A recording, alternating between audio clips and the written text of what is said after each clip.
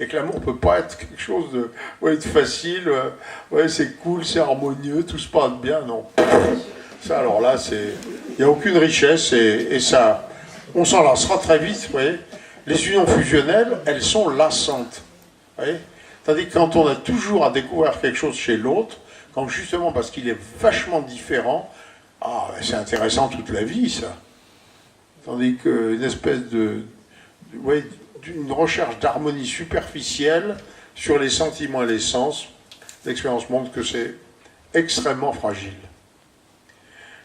Une femme mariée vit un supplice, le mari il boit et bat sa femme, doit-elle le quitter? Oui, c'est un danger effectivement pour elle, à la fois pour sa vie morale, pour sa vie, pour sa dignité, etc. Oui, il y a des cas où il faut quitter. Hein.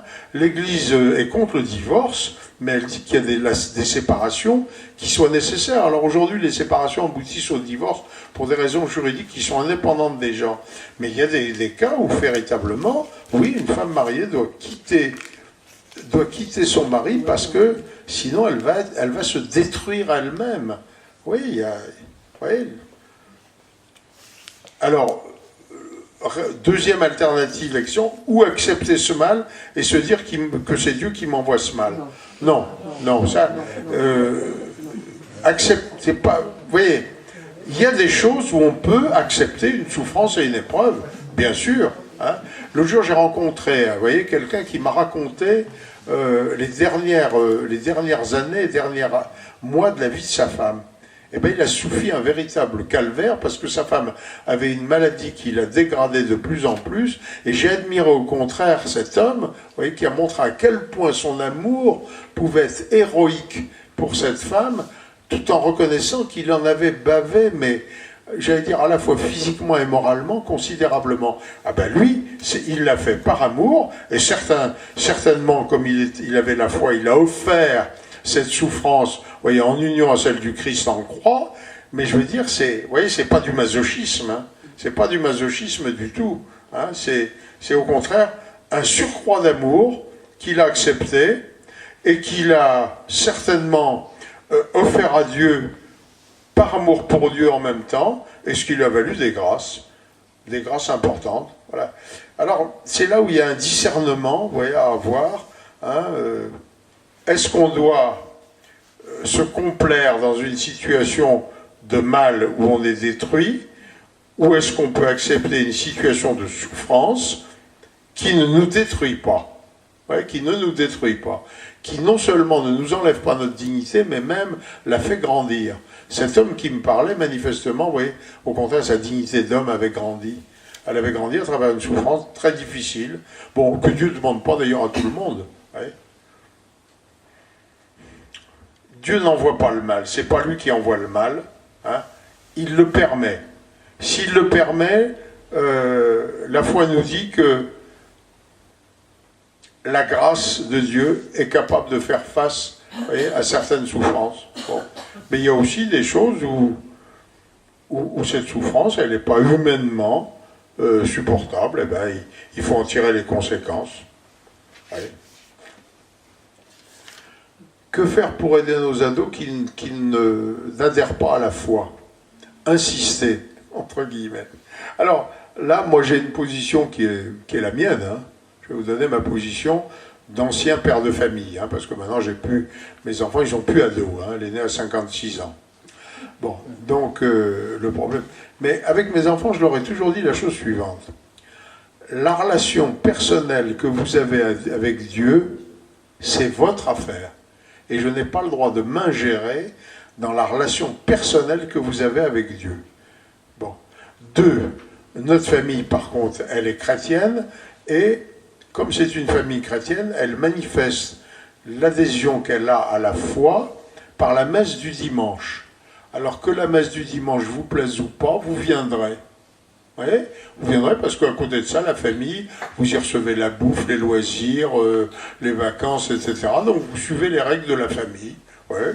Alors ça vous plaît pas, mais j'en ai rien à cirer. Ouais. Alors vous dites ça avec un bon sourire, j'en ai rien à cirer.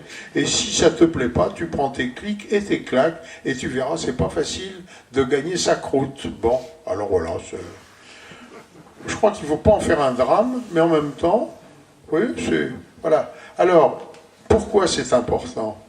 Parce que, vous voyez, là encore, des règles de vie, hein, aident finalement, c'est des béquilles dont on a besoin pour ne pas balancer inconsidérément, et simplement parce qu'on est à l'adolescence et qu'on en a marre d'un certain nombre de choses, et notamment de la tutelle des parents, de balancer des choses qui vous serviront beaucoup dans la vie. Donc, par souci justement de préserver l'avenir des enfants, il faut quelquefois les obliger à faire des choses qui ne leur plaisent pas. Ben, c'est ça l'éducation. Ça fait partie de l'éducation. Alors on a donné le meilleur à nos enfants, mais l'extérieur, l'environnement extérieur a tout cassé. Faut-il mettre nos enfants sous cloche? Non, il ne faut pas les mettre sous cloche, c'est sûr. Mais ça ne veut pas dire non plus qu'il faut les exposer, vous voyez, à des dangers supérieurs à leurs possibilités. Donc il faut équilibrer, si vous voulez, les permissions qu'on leur donne, hein, et les interdictions qu'on leur impose, vous voyez, de façon non pas ni à les protéger, ni à les séparer du monde, vous voyez, mais à les muscler. L'important, c'est de muscler les enfants par rapport à la vie. C'est-à-dire de leur donner l'habitude de l'esprit critique, l'habitude de ne pas suivre forcément ce que font tout le monde, vous voyez, de ne pas être des moutons de panurge. Moi, quand j'allais voir les professeurs et qu'ils me disaient « vos enfants ont mauvais caractère », je leur disais « comme vous me faites plaisir ». Ouais. Alors quelquefois ça surprenait un peu les professeurs. Alors je leur disais, mais oui, ça me fait beaucoup plaisir parce qu'au moins, vous êtes en train de me dire que mes enfants ont du caractère. Ça me fait très plaisir.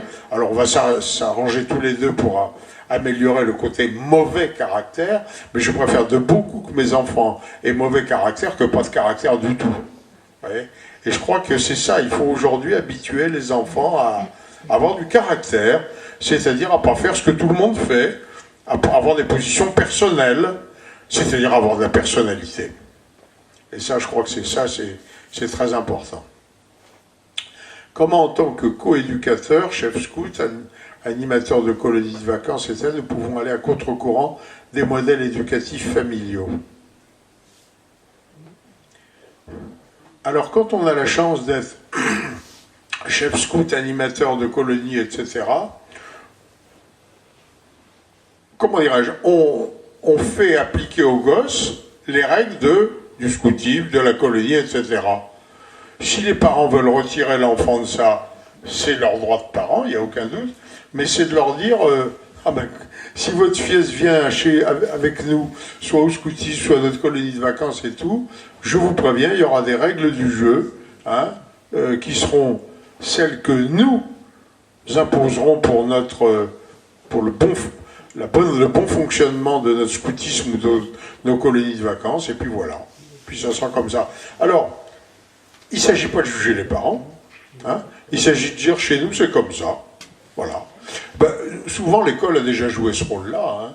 Dans le passé, il y avait des écoles, les parents n'étaient pas forcément eux-mêmes, j'allais dire, des pratiquants de ce qui se faisait à l'école, mais ils envoyaient leur enfant dans une école en disant, c'est vrai qu'en général dans cette école ils sont tenus, ouais, ils sont tenus, ouais, ça veut dire qu'il y a des règles du jeu qui sont appliquées, et puis finalement, vous voyez, je crois que le gosse après ça de lui-même, il sera de toutes les façons amené à faire des choix à l'âge adulte, hein, en disant quel modèle je suis.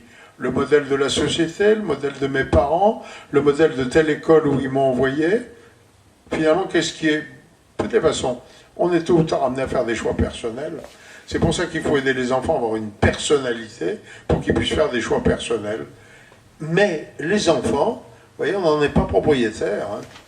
Par conséquent, les choix que feront nos enfants, c'est les choix qu'ils feront.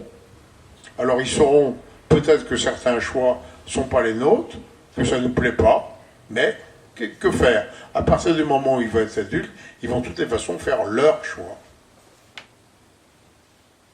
On ne peut intéresser au travail qu'en indiquant un but, si petit soit-il.